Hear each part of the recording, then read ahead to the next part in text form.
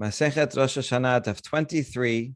We saw the Mishnah regarding the ceremony of the torches that they would use, going all the way from Jerusalem, from Had HaZitim, and then it would travel up north, and then eventually all the way out to Bavel, so that within a few minutes of announcing the Rosh Chodesh, the entire land of Israel and Bavel would be able to know the correct date, and in that time they would not have to keep Yom Tov Sheni, at least not in Bavel. So now we're going to give some more details about exactly how these bonfires work. We're also going to explain this missing link over here. There seems to be a lot of distance to be able to see that far. And also, exactly when did they light the torches? The torches would only be effective at night when you can see them from far away. So which night would they light it? After all, usually you could see the new moon towards the evening. However, Bet Din does not convene until the daytime. So really, they would not be able to clear it until that day, during the day of Rosh Chodesh, and then so they could only first make the bonfires the night after the Rosh Chodesh is declared. So that's what we begin with here. Tenora banan en masin masuot ela al hachodesh שנראה בזמנו לקדשו ומתי מסיעים לאור עיבורו. So for example, let's say today is Sunday. Let's say today would be the 30th of the previous month and tomorrow would be the 31st. So Rosh Chodesh theoretically could be today or tomorrow. So if the Chodesh, if the month is seen at its time, in other words, the witnesses saw it last night around sunset time, and then eventually they would come to the Bet Din today during the day, and they would say, okay, today is Rosh Chodesh. That means Bizmano. That means the previous month was Chaser, only 29 days, and this day is Rosh Chodesh. Only in that case do they make the bonfires, and they would make the bonfires tonight. So even though tonight is already the second day of the month, and so it would be too late for them to know when to pray Musaf or anything like that, the essential thing is that they would know going forward when any holidays or anything during that month would be. They could set their calendar and they would know for sure that tomorrow is not Rosh Chodesh. So then they could go back to their regular schedule. We're going to see there was a custom not to do work on Rosh Chodesh. So it was done le'or iburo, at the night of what would have been the extra day.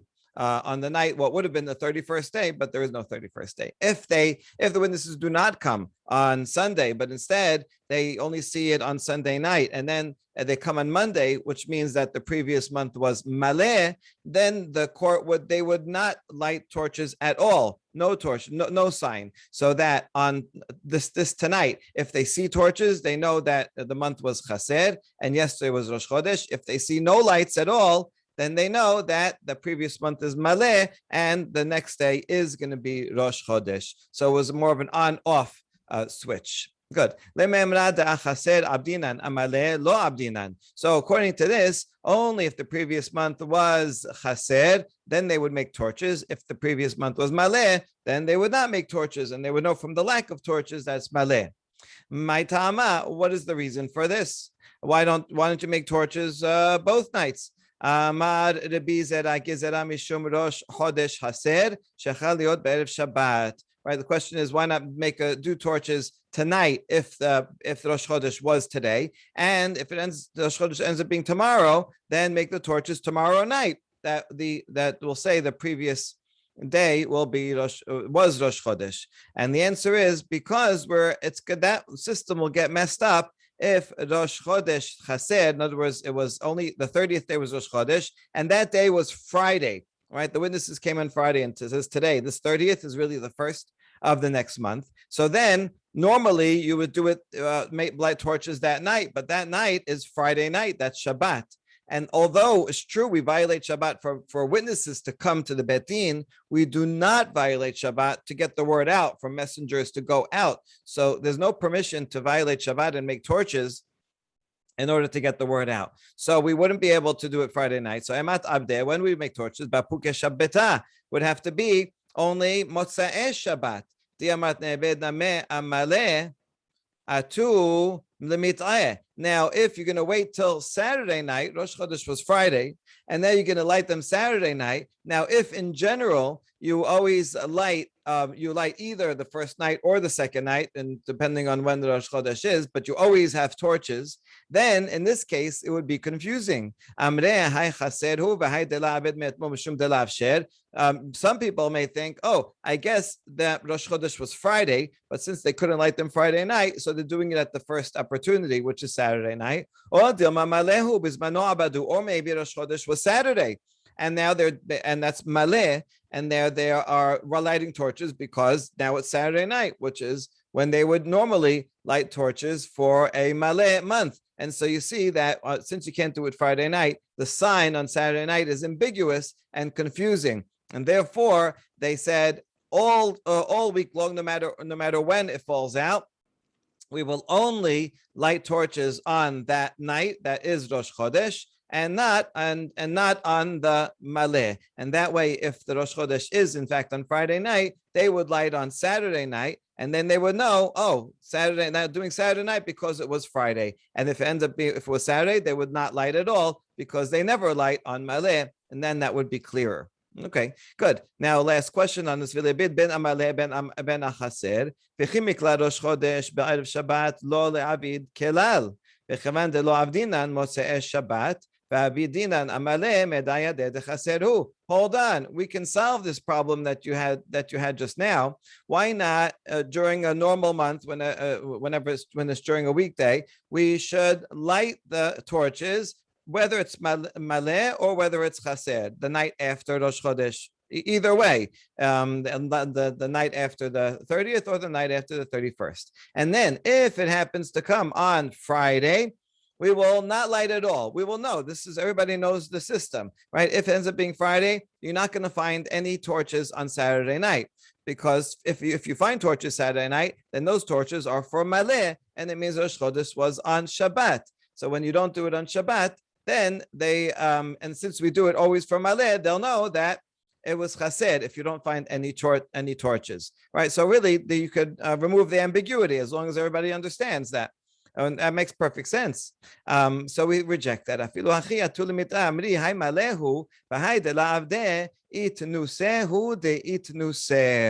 In other words, because during the whole rest of the year, every month, they're always expecting a torch, right? Whether one night or another.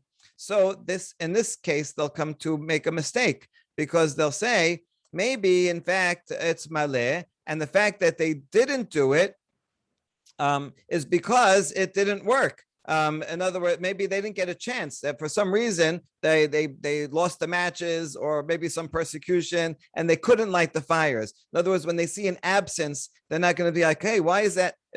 Because during the rest of the week, it's never absent at all. There's never no fire. It's always on one night or the other. And so now when they see no fire, they're not really going to be sure that that's because Rosh Chodesh was on Friday night. They're going to say, maybe it really is on Shabbat. And the fact that there's no fire is because for some reason beyond their control, they didn't get a chance to, they weren't able to light any fire.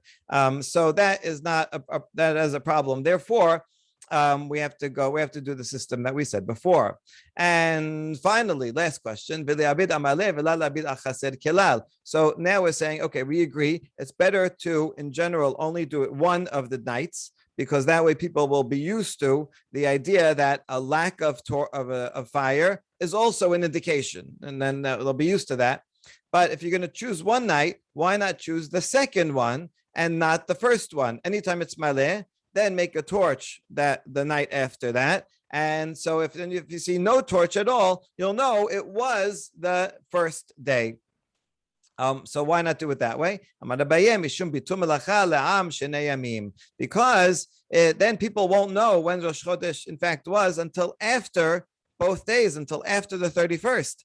And then that means they can't do melacha. There used to be a custom not to do melacha, especially, and this went on for a long time, especially women will not do certain types of work on Rosh Chodesh. So on the first day, on the 30th day of the previous month, they would not do work because maybe that day is Rosh Chodesh. And if they see if the indication is that night, whether there's a torch, then that was Rosh Chodesh, then they know, oh, it was Rosh Chodesh, now we can continue to do work on the next day.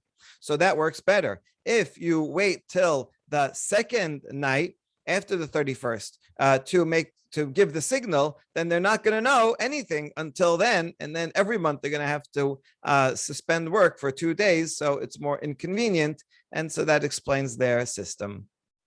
Very good. Now, Mishnah continues and says, now we're going to go into a detour about different types of wood, since it describes that they brought cedar poles and then they wrapped it with other types of wood to make these torches. So we're going to get a little lesson in Ba'ani. Amar Rav Yehuda arba'a minei arazim hem.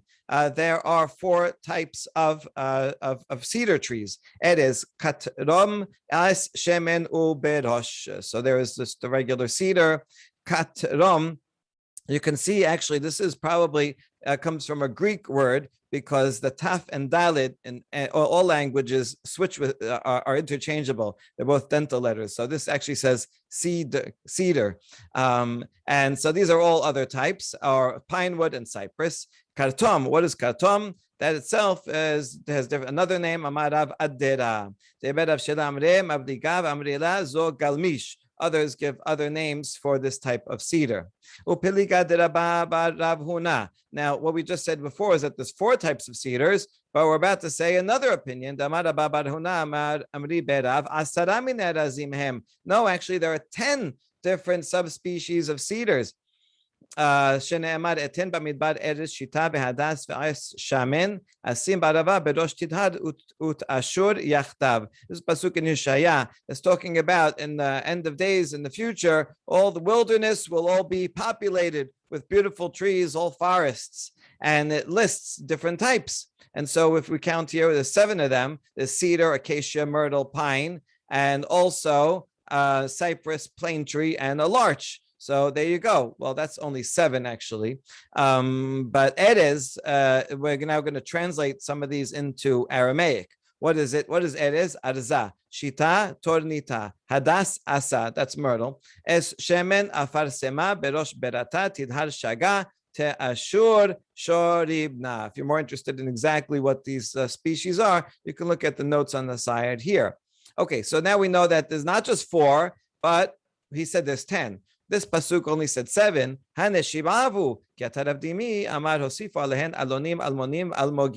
Oh, besides those 7 in that pasuk, there's 3 more, and they are the terebinth oak and coral wood.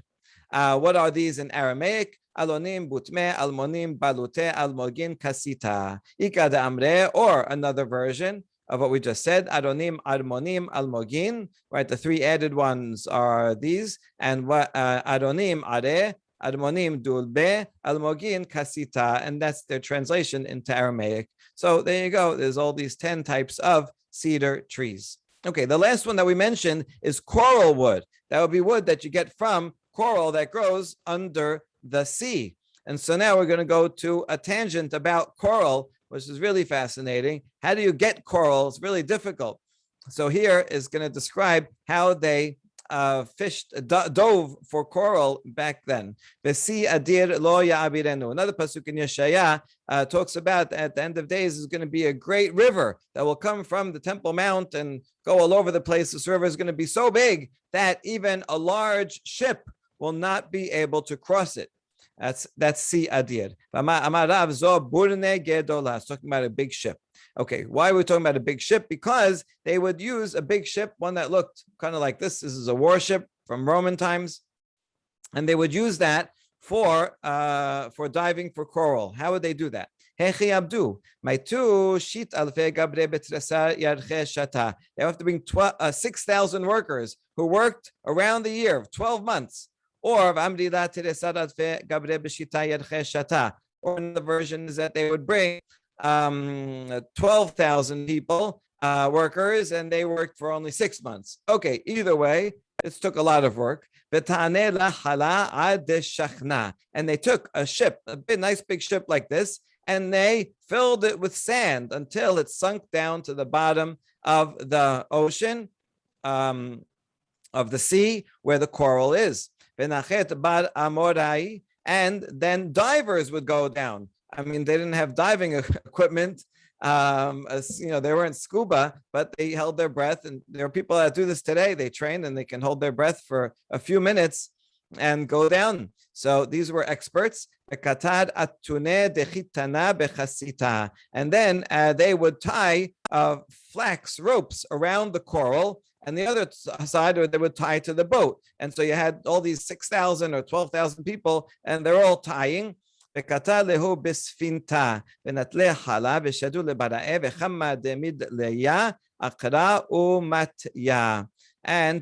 would then take the sand off the ship, right? Remove it, and then the boat would rise, and with that strong, powerful rising, it would pull all the coral that was attached to the ropes and pull it up to the top. And then when they got to the top, they could just bring it into the boat. And that is a tremendous amount of work, but that's how they harvested coral.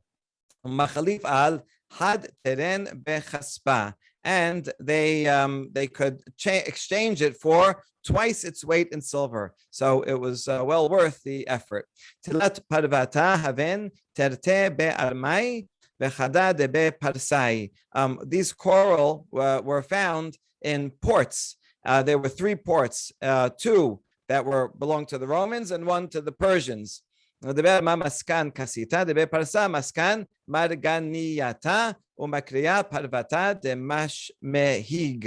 Roman ports, they got corals from them. The Persian one, they were able to find pearls there, and it was called the royal port. All right. Really interesting. Amar Yochanan. And following, since we quoted these pasukim about trees, we're going to add a few agadot also about trees. Rabbi Yochanan says, "Kol shita v'shita shenatlu goyim Yerushalayim atid hakadosh baruch hu la haziran la." That when the enemies of Israel came to Jerusalem and they took trees from the Bet HaMikdash and from Jerusalem, they're going to have to pay back every single acacia tree that they took. They will bring back. I will plant once again those and bring them back. And midbar ela Yerushalayim shneimar Sion midbar hayata. And desert refers not to some desert, but rather Jerusalem itself, because Jerusalem, was made into a wilderness during the time of destruction, and it will all be brought back. So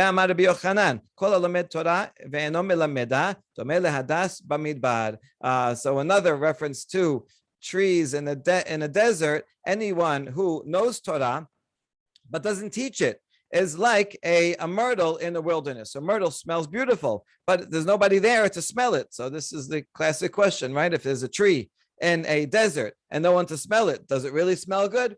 No. And therefore, that's the same as someone who learns Torah but doesn't share it, right? Very nice that you smell good, you have this Torah, but you should share it with others. Another version of Rabbi Yochanan is the opposite.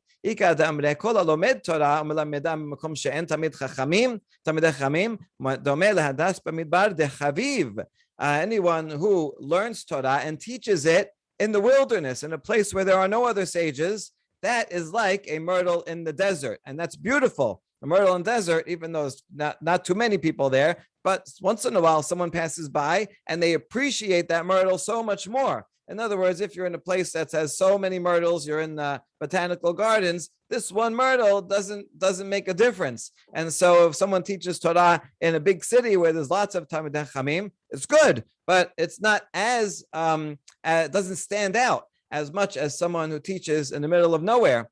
And so here, the analogy to a myrtle in the desert is actually good. So according to this, if there's a tree in the desert that there's no one around to smell it, yes, it still does smell. Someone will pass by. ואמר רבי יוחנן, אוי להם לגויים שאין להם תקנה, שנאמר, תחת הנחושת אביא זהב, ותחת הברזל אביא כסף, ותחת העשים נחושת, ותחת האבנים ברזל. So following up on the fact that the enemies of Israel have to pay back whatever they stole, but there are some things that they won't be able to have a remedy for. So the pasuk, another pasuk in Yeshaya says, for brass, I will bring gold. In other words, any brass that they stole, when they come back, inflation and penalties, they have to bring gold for the same weight. And for iron that they took, they have to bring silver instead. And for wood that they took, they have to replace it with brass. And any stones that they brought down, they have to replace it with iron. So, but all these things are just monetary. So yes, they can be replaced. But tachat Rabbi Akiva v'chaverav, mai mevi'in, v'alehem hu omer, v'nikheti damam, lo niketi. Very powerful line. But instead of Rabbi Akiva, that the Romans tortured and killed, and his colleagues, what can they bring? What else? How can they replace what we lost by the tragic martyrdom of Rabbi Akiva? And regarding that, Joel says, "Viniketi." Yes, you can be cleansed of all the other things, the monetary items, but for the blood of Rabbi Akiva and the other sages, lo niketi. There is no way for them to be cleansed of that tragedy. Okay, and now back to the Mishnah. And so we mentioned that we make the torches all the way till Baltin, which was somewhere in Bavel.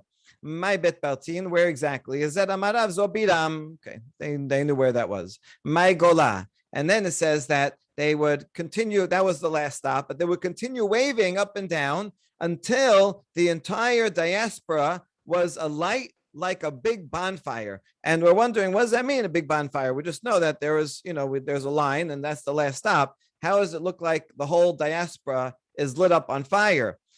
So here we have the explanation. Amad of Yosef zo pumpedita. Gola means pumpedita, like the whole city. Maikim durat esh. And what do you mean that was like a bonfire? His amazing thing. When they saw that mountaintop near Pumbedita, then everyone in the city, they would be messengers themselves, and they would go up to their roofs and they would wave torches so that the whole city, right, all the Jews in the city would be on their roofs waving. So you look around at all the rooftops and you see this amazing sight in the middle of the night. So this is really quite amazing and beautiful, and it would show their allegiance to the Betin in Yerushalayim, how you can get that message all the way across. So, while this may have been first invented as a polemic against sectarians who were trying to thwart it, and also this also relates to sometimes there was tension between the Betin in Israel and the Betin in Bavel, like who could be in charge. So this would show that everybody has to follow the calendar in Israel, which is a good thing to have one calendar. Otherwise, there would be a danger of having two calendars and separate to two people. So nevertheless, now that it became this, you see, it will be such a spiritual high, and to be together with everyone and celebrating the new moon in this way every month with these bonfires. Of course, the bonfires either never happened or happened only for a short time because the whole thing was messed up. But the Mishnah includes this anyway. And the Gemara gives this whole long description, I think, because the symbolism of it is so powerful. So even if we're not doing it, nevertheless, we should think of what the meaning behind this ritual and still learn the lesson from it. Tanya, Rabbi Shimon ben Al-Azar Omer, Af Charim Uchayar Vegeder Vechaberoteha. Okay, although the Mishnah mentioned just 4 places, nevertheless, there are also more places that were on the way, and these are another few mountaintops. Now, where were these places? According to one version, they were in between, right? That long distance was filled in with these 3 extra cities. Or another version says no, it was going in a different direction. So it was split off, and one would go to Bavel and others would go to other places. One thinks that these places are in one direction, the other thinks it's in a different direction. Between each one of these mountaintops, there was 8 parsaot. So how much altogether? Well, if it's 4 stops, and that would be telatin v'tarten, that would make 32. But go look, if you go to travel from the Mount of Olives till Bet Baltin, right, and calculate if you're going to walk there and see how long it is. It's much more than that. So how do you explain this? Amar Abaye, istatum lehu darke. No, the way that they used to go is not the same as the way that we go now. When we go now, there's all kinds of roads that There used to be straight roads. Now the roads are blocked, and we have to go in circuitous routes.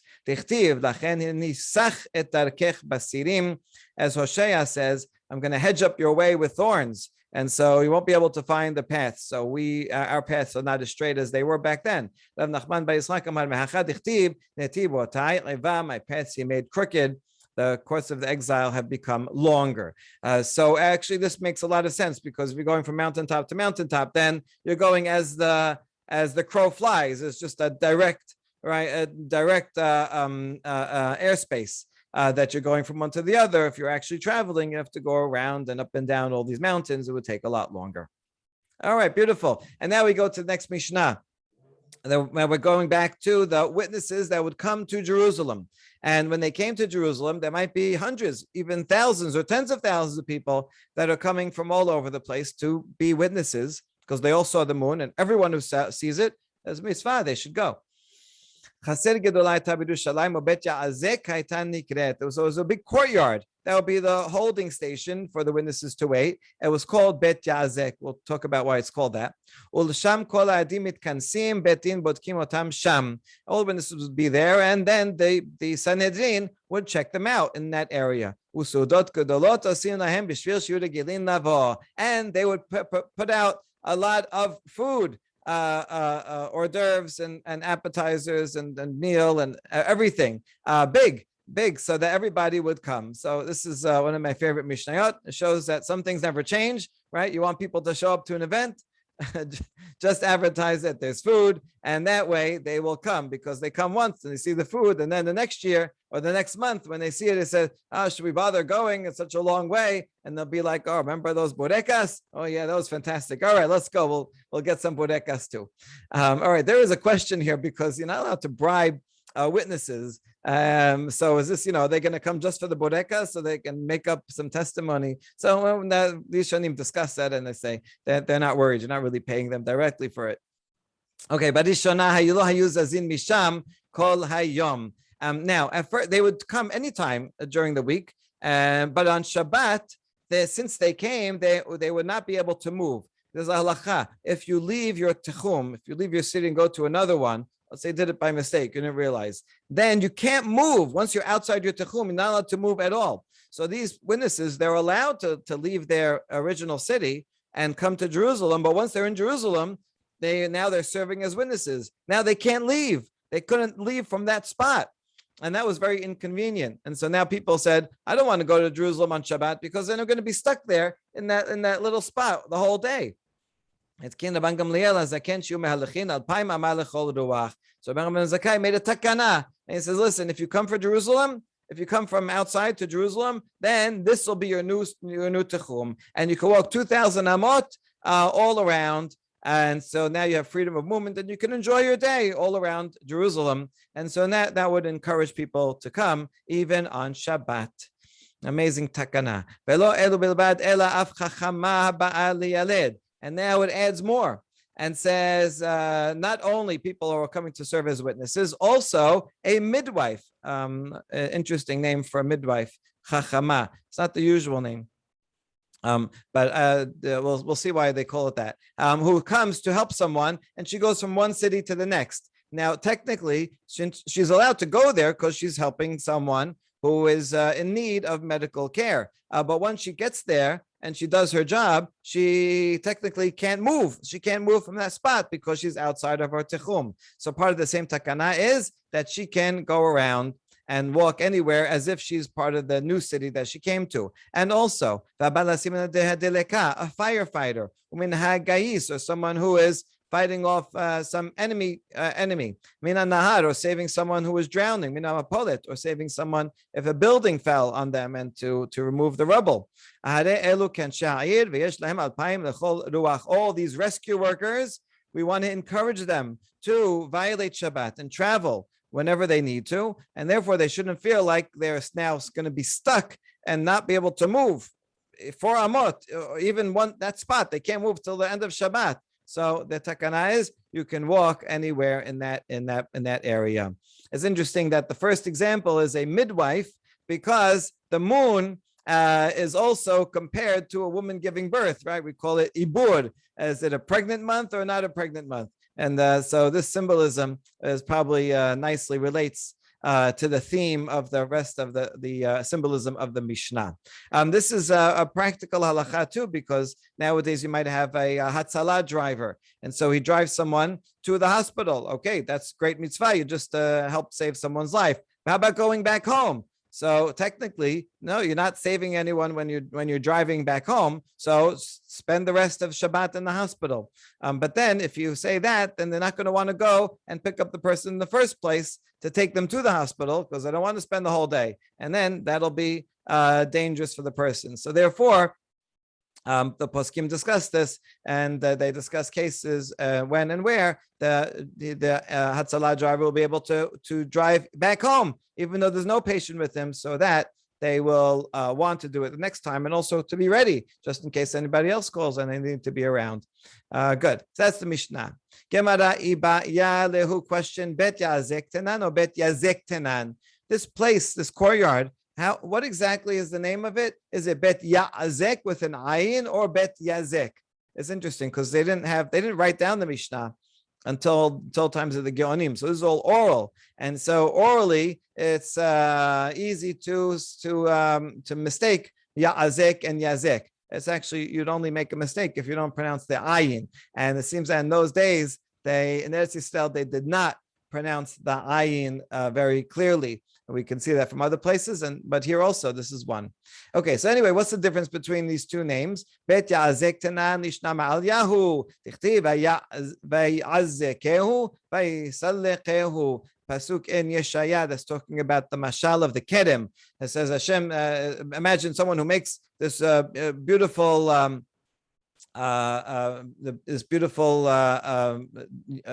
garden and takes care of it. So too Hashem took care of Bnei Israel and set them up and everything, and then Bnei Israel sinned. Anyway, so in describing the farmer clearing away the digging and clearing it from stones, he's improving it. So this vayazekeo means a positive word to clean something up and to make it nice. So is it called Betjazak because it was such a beautiful place? Or dilma Betjazak tenan lishna de saarahu dichtib hu asur bazikim. Or maybe it's called that because this word also comes up in Yirmiyah. When Yirmiyah himself is put in chains by the Babylonians, he says he was bound with change, and the word for change is bazikim. Is it called Betjazak? Because it's a place where they are chained. In other words, they're in jail because they get there and then they can't move after that, right? Before the Takana of Rabban Gamliel, there was a holding pen and they weren't allowed to get out. So it was a negative term. So which one is it? Is it a place that's all really nice, or is it a place that you're stuck there? So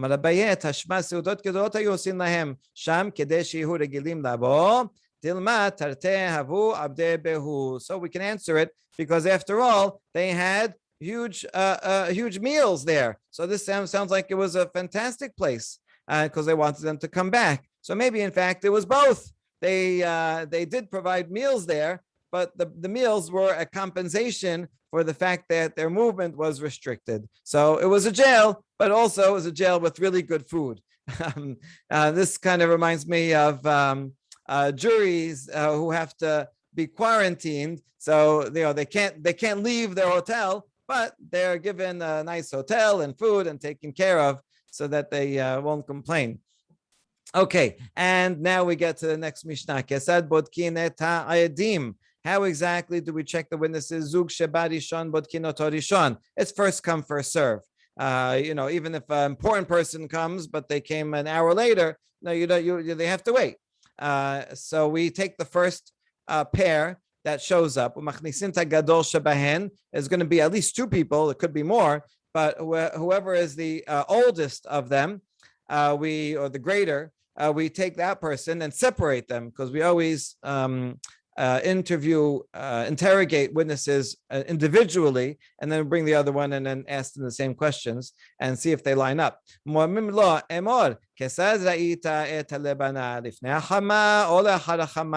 How exactly did you see the moon? Did you see it in front of the sun or behind the sun? In other words, which one did you see first? Now, in order to see the moon, you have to wait till the sun is in front. In other words, the sun has to set first, and as it dims, and the moon has to be behind it, and then the moon sets. Some few minutes afterwards. That's the only way you'll be able to see it. And the Bet Din already knows this. They already know what they should expect to see.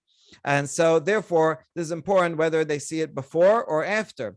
Where in the sky did you see it? In the north or in the south? That'll depend on the season. Where it is in the sky. Exactly how high was it in the sky? And which way did it tilt? How wide was they only see the bottom of the a semicircle of the moon. But how wide was it? If they say we saw the moon first and it was in front of the sun, so the moon would set first and then the sun, then we reject them because we know that that's impossible. So these judges were experts in astronomy, so they knew how to catch liars. And then after the first one, they'd bring the second one in and ask him the same questions. If their statements line up, then they can validate their testimony, and they say, okay, good. Now we are ready to Mekadesh HaChodesh. Ushar kol hazugot shalin otan rashe devarim. Now, technically, once you have the first pair and they are validated, we don't need any other witnesses. So we could have just gone and said, "Oh, everybody go home. Thank you for coming." But if we do that, then they'll feel bad. Oh, we came for nothing. See, we shouldn't have bothered coming. And then the next time they're going to say, "Oh, remember last time we came and we waited in line, and then they didn't need us. They probably don't need us." So therefore, the Bet Din will actually interview every single one of the pairs of witnesses. Not the whole interview, just a few, ask a few questions, right? They'll pick one of these questions and ask them. Not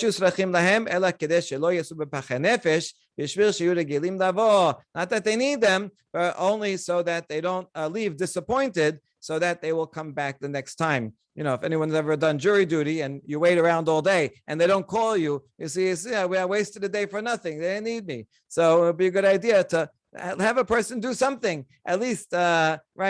Be asked a few questions, so that you feel like, oh yeah, that was fun. I came, and they'll also remember the burekas for next time and make sure to continue coming. And that way, we can be sure that all the witnesses will come from all over. And number one, we can guarantee that people will come, and so wherever the moon might be seen, we'll have a citation, and also so that everybody will be involved. And we're going to see there's also a spiritual part of it, which is everybody's looking up to the sky. And as they look up to the sky, like we do when we do Birkat HaLevana, and we see it as a way of greeting the face of HaKadosh Baruch Hu, and thinking about